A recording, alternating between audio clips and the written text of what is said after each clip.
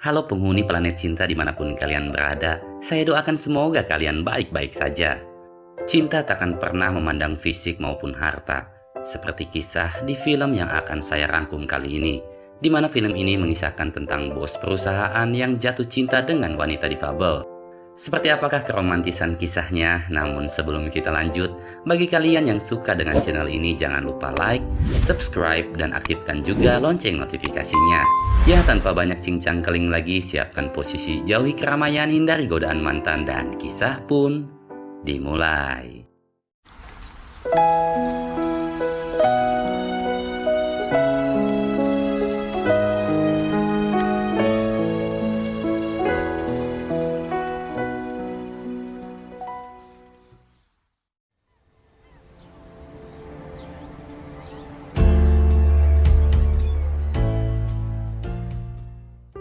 Kisah dibuka dengan memperlihatkan seorang CEO sebuah perusahaan sepatu olahraga high speed bernama Gianni. Selain kaya, Gianni juga dikenal sebagai lelaki playboy. Tak ada satupun wanita yang mampu menolak pesona dan karisma yang Gianni miliki. Hal itulah yang membuat teman-teman Gianni menjulukinya sebagai sang penakluk wanita. Siang itu Gianni dinasihati oleh salah satu temannya yaitu Usep untuk segera mencari pasangan hidup ketimbang bermain-main dengan banyak wanita. Mengingat usia Gianni yang kini menginjak 49 tahun yang semestinya Gianni sudah memiliki pasangan hidup. Akan tetapi Gianni malah cuek dan sengaja mengalihkan pembahasan. Tak lama kemudian Gianni mendapat telepon dari adiknya yang memberitahukan bahwa ibu mereka telah meninggal dan akan segera dimakamkan. Bukannya sedih dan bergegas menuju pemakaman, Gianni ini dengan santai malah melanjutkan makan siang dan 2 jam kemudian barulah ia menuju ke pemakaman. Setibanya di pemakaman, adik Gianni di dalam pidatonya menyampaikan sebuah pesan bahwa sebelum meninggal sang ibu berwasiat agar Gianni sendiri yang membereskan barang-barang miliknya di apartemen sang ibu. Awalnya Gianni menolak, namun setelah dipaksa, Gianni pun akhirnya mau menjalankan wasiat sang ibu. Sei contento? Seusai pemakaman, Gianni pun langsung menuju apartemen sang ibu. Melihat adanya kursi roda di sana, Gianni pun iseng duduk sambil melihat foto-foto dan juga mendengarkan lagu favoritnya sewaktu kecil. Ketika sedang larut dalam kenangan masa kecilnya, Gianni tiba-tiba dikejutkan dengan kedatangan wanita cantik yang merupakan tetangga sang ibu bernama Alessia. Buongiorno. Buongiorno, sono la nuova vicina. La persona come me. Sì. Melihat kecantikan Alessia, naluri playboy Gianni pun muncul dan langsung menebar senyuman menggoda. Sehabis berkenalan, Alessia mengungkapkan tentang pekerjaannya sebagai perawat di panti sosial disabilitas. Mendengar hal itu, Gianni pun mencoba menarik simpati Alessia dengan mengaku lumpuh dan juga menceritakan tentang kematian ibunya. Karena iba, sebelum pamit, Alessia lalu memberitahu Gianni jika merasa kesepian, maka pintu apartemennya akan selalu terbuka untuk Gianni. Vedi Alessia vicina di casa, un pezzo di... Ma dai, non mi giudicare. Keesokan pagi, di perusahaannya, Gianni mengadakan rapat tentang inovasi produk sepatu terbarunya. Salah satu staf magang bernama Julia lalu mengusulkan bagaimana jika High Speed membuat sepatu khusus untuk atlet disabilitas. Selain untuk menaikkan citra perusahaan, hal itu juga bisa memotivasi kaum disabilitas untuk tetap berprestasi. Namun dengan sombongnya Gianni menolak ide itu. Bagi Gianni, sampai kapanpun Gianni tak sudi jika produk sepatunya digunakan atlet disabilitas. Setelah itu, ia pun langsung memecat Julia.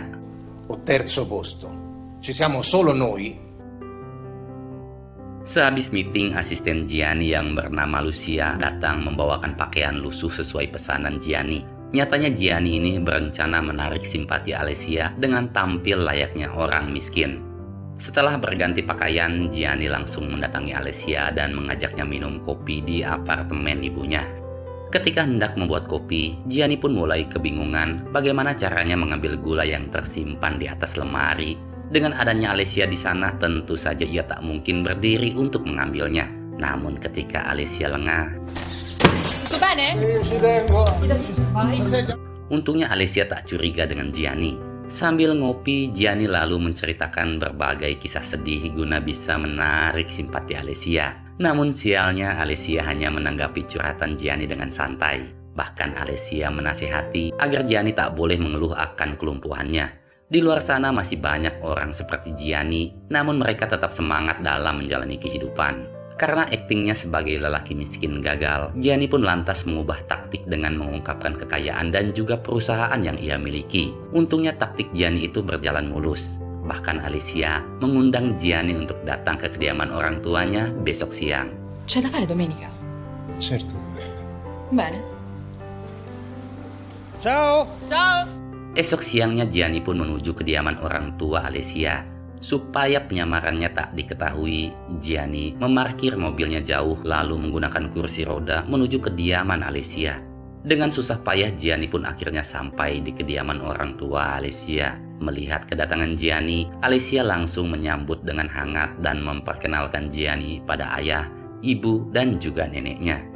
Tak lama kemudian Gianni seketika terpana dengan kedatangan adik Alessia yang bernama Chiara. Namun ketika mengetahui bahwa Chiara adalah wanita lumpuh, Gianni pun langsung menunjukkan respon tak suka. Nyatanya alasan Alessia mengundang Gianni adalah untuk menjodohkan Gianni dengan adiknya. Eccola. Gianni, piacere.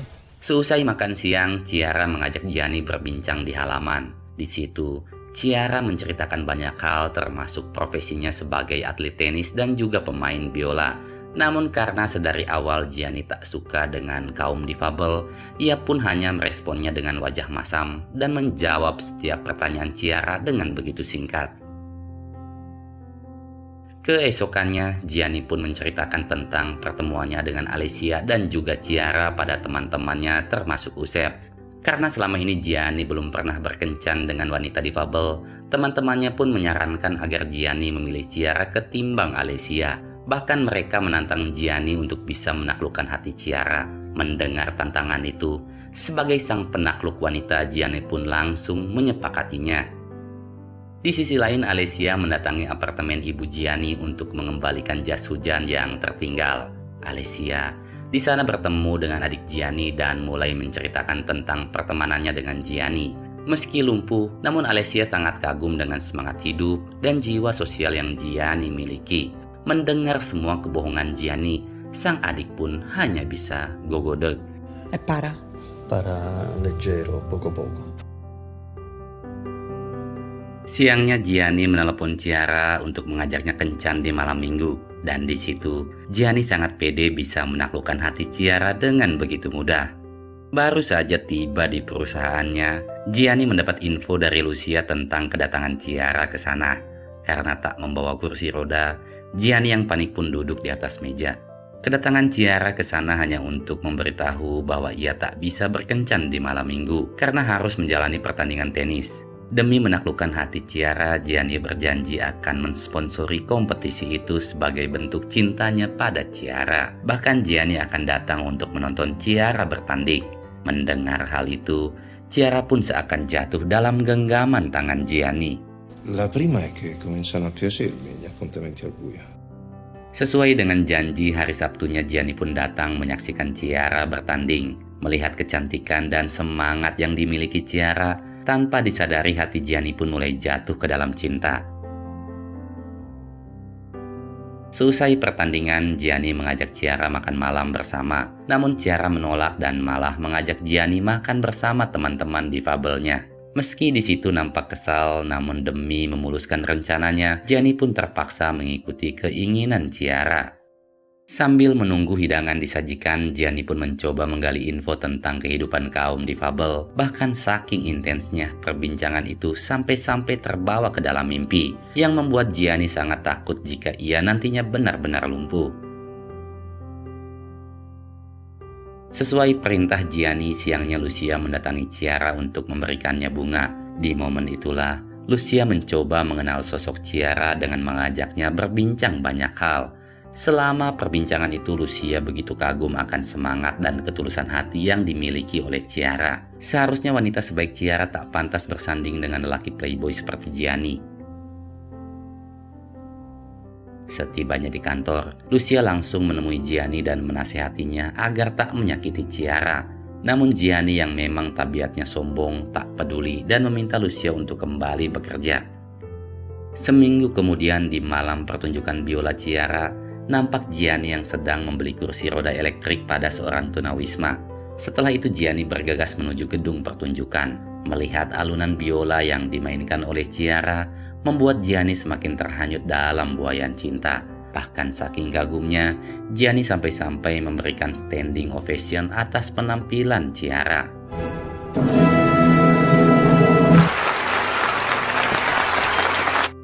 Seusai pertunjukan, Gianni mengajak Ciara makan malam di sebuah restoran yang sangat mewah. Gianni di situ tanti-hentinya memuji penampilan Ciara yang sangat menakjubkan.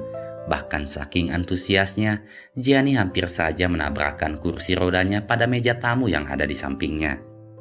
Tak lama kemudian, sang pianis restoran kebetulan memainkan lagu kesukaan ibunya Gianni. Alunan lagu itu seakan membawa Gianni pada kenangan indah masa lalu dengan ibunya. Selama ini Gianni dikenal sebagai pribadi yang sangat tertutup, apalagi mengenai kehidupan keluarganya di masa lalu. Namun entah mengapa, kali ini Gianni mau menceritakan hal itu pada Ciara. Seusai makan malam, Gianni dan Ciara pun menikmati keindahan malam dengan menyusuri jalanan yang sepi. Hingga malam yang indah pun ditutup dengan saling berciuman. Essere instabili, Sia del passaggio.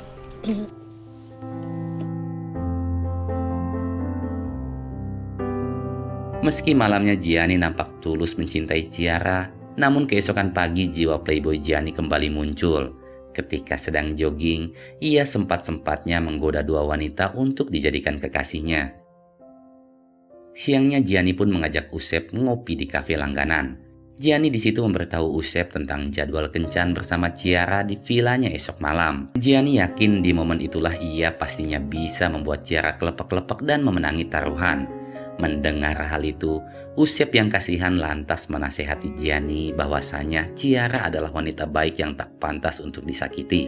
Namun lagi-lagi, Gianni tak peduli akan nasihat Usep. Sesuai dengan rencana, esok malamnya Ciara pun datang ke vilanya Gianni. Malam itu, Ciara nampak begitu anggun dengan balutan gaun merah yang menambah pesona kecantikan di wajahnya.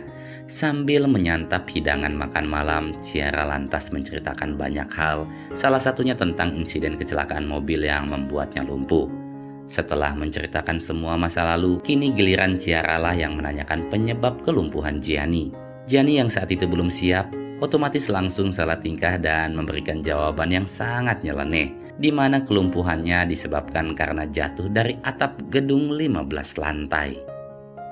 Seusai berbagi kisah dan keromantisan, Gianni nyatanya telah menyiapkan sebuah kejutan spesial untuk Ciara. Diawali dengan meminta Ciara mengambil pelampung yang telah disiapkan di bawah meja. Lalu, kejutan spesial pun dimulai.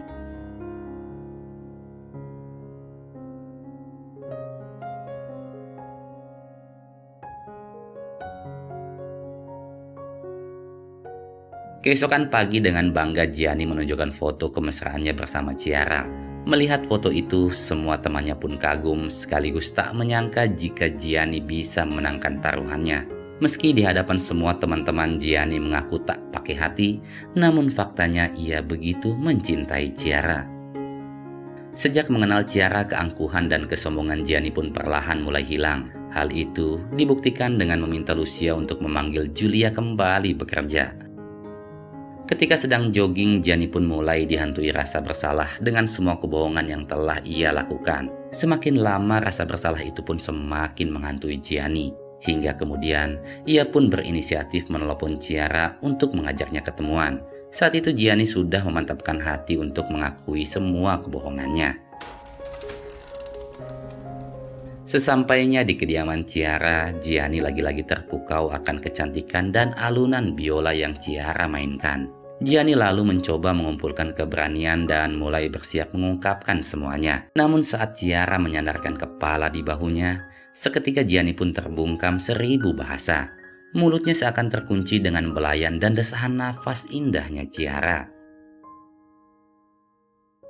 Karena tak memiliki keberanian, Gianni lalu meminta bantuan Usep dan Lucia untuk menemaninya makan malam dengan Chiara. Gianni memohon agar Usep nantinya mengungkapkan semua fakta tentangnya, sedangkan Lucia menjadi penenang seandainya Chiara nantinya menangis. No, grazie. Ecco Chiara. Ciao. Lei. Setibanya mereka di restoran, Lucia mencoba mencairkan suasana dengan mengajak Chiara berbincang, sedangkan Usep mulai menyiapkan keberanian untuk mengungkapkan semua kebohongan Gianni. Namun baru saja Usep memanggil nama Chiara, Gianni malah sengaja menumpahkan minuman ke celananya. Hal itu Gianni lakukan semata-mata karena ia takut kehilangan Chiara. Keesokan pagi ketika Gianni sedang asik membaca majalah, tiba-tiba ia dikejutkan dengan kedatangan Alessia yang langsung menamparnya. Alessia lalu mengatakan jika ia telah mengetahui semua kebohongan Gianni dari adiknya. Untuk itu ia pun dengan tegas mengancam agar Gianni mengakui semua kebohongannya pada Chiara. Tak tahu harus berbuat apa, setelah sekian lama, akhirnya Gianni memutuskan menemui sang ayah untuk menceritakan semua masalahnya. Setelah mendengar curhatan Gianni, sang ayah pun sedikit menceritakan tentang kisah masa lalunya. Dulu ia merupakan lelaki playboy sama seperti Gianni. Bahkan ketika sudah menikah dengan ibu Gianni, ia pun masih suka gonta-ganti wanita. Hingga saat bercerai, sang ayah pun akhirnya menyesal telah menyakiti wanita yang tulus mencintainya. Supaya tak melakukan kesalahan yang sama, sang ayah pun menasehati Gianni, sebelum terlambat sebaiknya Gianni mengakui secara langsung semua kebohongannya pada Chiara. Mendengar nasihat sang ayah, Gianni pun akhirnya bisa sedikit lega. Io non ho bisogno di nessuno. Ovvio. Però per andare a Lourdes. A Lourdes?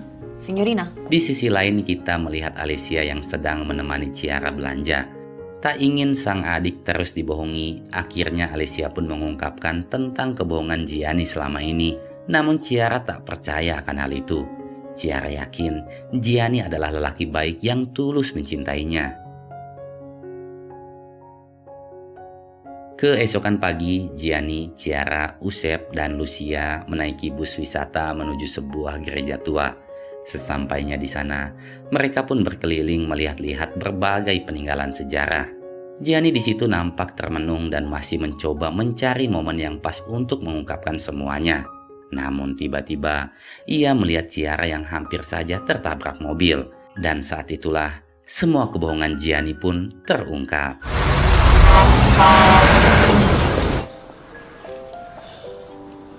È un miracolo.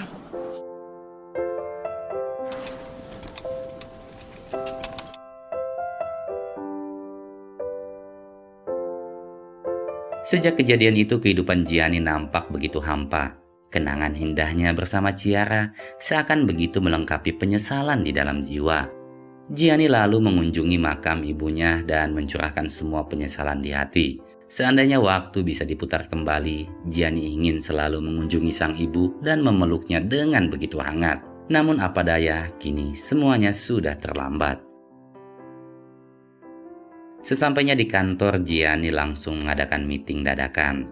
Gianni, yang dulunya dikenal angkuh, kini malah meminta Giulia maju untuk melakukan presentasi produk sepatunya. Ketika Giulia menyalakan layar, semua staf di sana pun nampak kaget. Gianni nyatanya hendak memproduksi sepatu untuk atlet difabel. Gianni lalu menemui nenek Chiara guna meminta maaf dan menjelaskan tentang perasaannya pada Chiara. Meski telah berbohong, namun dalam lubuk hatinya Gianni sangat mencintai Chiara. Seandainya ia diberikan kesempatan kedua, maka Gianni berjanji akan menjaga Chiara dan mencintainya dengan segenap jiwa. Melihat ketulusan Gianni, sang nenek pun akhirnya luluh. Ia kemudian memberitahu Gianni bahwa saat ini Chiara sedang dalam perjalanan menuju pertandingan tenis. Tanpa pikir panjang, Gianni pun langsung pamit untuk menyusul Chiara.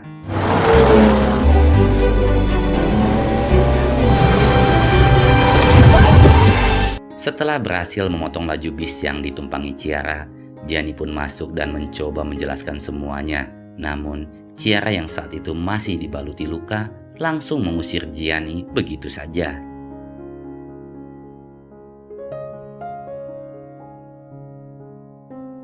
Beberapa minggu kemudian, Gianni mencoba menghilangkan kegalauan hati dengan berlari sekencang mungkin, hingga ia pun hampir saja pingsan.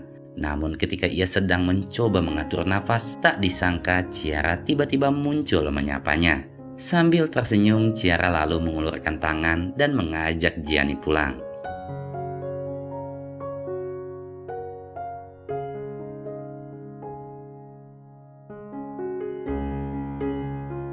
Beberapa waktu kemudian, Gianni pun merayakan ulang tahunnya yang ke-50 bersama sahabat dan keluarganya Ciara. Mereka kemudian saling berdansa, begitu juga dengan Gianni dan Ciara yang nampak begitu bahagia. Namun tiba-tiba, film pun selesai.